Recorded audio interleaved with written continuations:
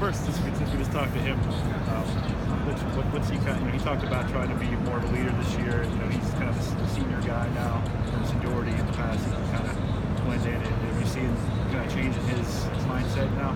Well, I don't really know since I've been around him for about 2 weeks now, so I honestly don't know the answer to that. But in terms of how much he's changed, but he's done a good job for us so far. And we've asked him to want to take a look at him and tackle, and he's been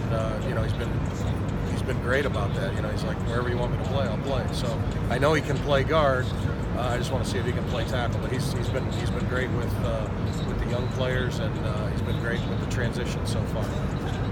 You come in to a new group, and that group lost 3 starters. How much does that kind of give you a blank canvas to put into place everything you want to do? I guess I got to paint pretty fast. Yeah. And the room is so young. Not in terms of age. I mean, half of them there's 16 of them, 17 of them. Half of them are, I think, freshmen or redshirt freshmen. So it's a young group, and then only a handful, maybe 3 guys have really played in games. So we've got to find some answers pretty quickly here in spring, and find out who our 2 deep is, and then really specifically kind of who our top 8 guys are, and really where the pieces plug in. Who's going to play what. So we've got to really kind of accelerate their learning curve and find out what the best fit is for each guy. What was it about this job that made you want to come here and join Pat's staff here at Pitt? Well, one, I've got a long history with Sean Watson, and we had a lot of success together in a lot of different places. So obviously that was a big attraction. When I met Pat, I really liked him. I like the vibe. I like how he handles players, how he handles coaches.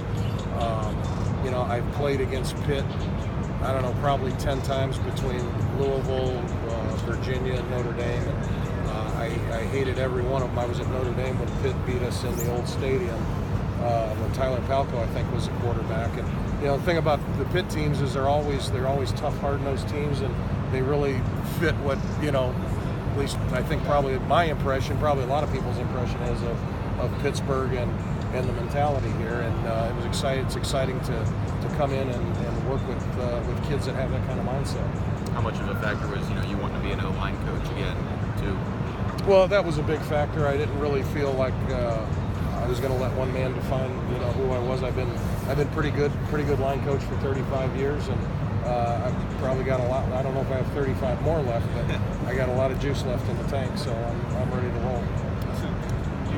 At what point in the interview does Pat say, by the way, we're losing 3 of our starters?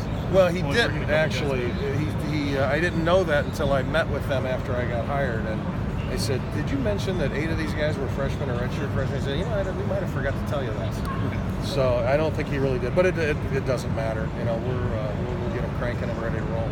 Development's always part of coaching. I mean, the offensive line, in particular, seems like a position that takes a couple of years. I mean, is it exciting for a coach to have that kind of young players, at least on the development side? Yeah, it is. It is because you can take a lineman, I think, further than you can any other position. Now it's a hard position to play. I think the closer you move to the football, the harder it is to play as a young player. There's a mental maturity and certainly a physical maturity that's got to take place, and with that position, it's got to be done 1,000 times to get it right. And so yeah, it's exciting because you can take those kids a long, long way, and it's really gratifying, for them and for me, when you get them to that point where they become really good players. Is it an intriguing group in terms of versatility? It seems like you got 3 or 4 different guys who could maybe more play guard, tackle. Yeah, and that's part of the issue for me right now, and that's when I talk about plugging the pieces in. That's really kind of in my mind. That's really what I'm thinking. Because I have guys playing inside who could play tackle, I think. So that's part of the challenge for sure.